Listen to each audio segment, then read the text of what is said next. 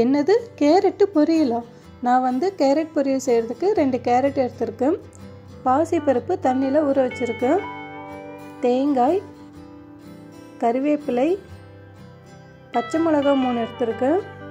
உப்பு, சீரகம், உளுந்து, கடுகு, எண்ணெய் இது எல்லாத்தையும் எடுத்து வச்சுருக்கேன். கேரட்டை நான் துருவி எடுத்து வச்சுருக்கேன். கடாய் சூடானதும் எண்ணெய் சேர்த்துக்கலாம். இது கூட கடுகு, உளுந்து, சீரகம், பச்சை மிளகாய் 3 கீறி போட்டுக்கிறேன். இது கூடவே கறிவேப்பிலை சேர்த்துக்கிறேன்.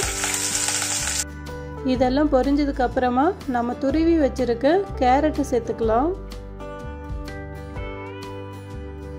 கேரட்டு சேர்த்துட்டு மிக்ஸ் பண்ணி விட்டுடலாம். இதில் ஊற வச்ச பாசிப்பருப்பு சேர்த்துக்கலாம். இதுக்கு தேவையான அளவுக்கு தண்ணி சேர்த்துக்கலாம்.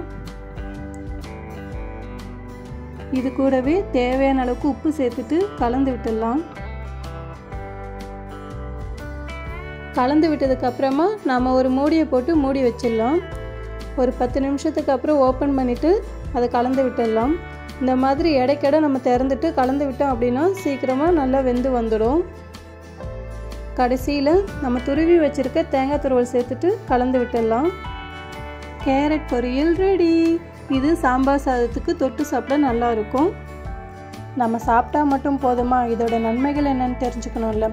இந்த கேரட்டில் பார்த்தீங்கன்னா vitamin A, C, D, E, K, அது மட்டும் இல்லாமல் மெக்னீஷியம், கால்சியம், பொட்டாசியம் இதெல்லாமே இருக்குது. கண் பார்வையை சரி செய்யும், இதயத்தை பாதுகாக்க உதவுது, புற்றுநோய் தடுக்க உதவுது, நோய் எதிர்ப்பு சக்தியும் இதில் இருக்குது. தேங்க்ஸ் ஃபார் வாட்சிங்.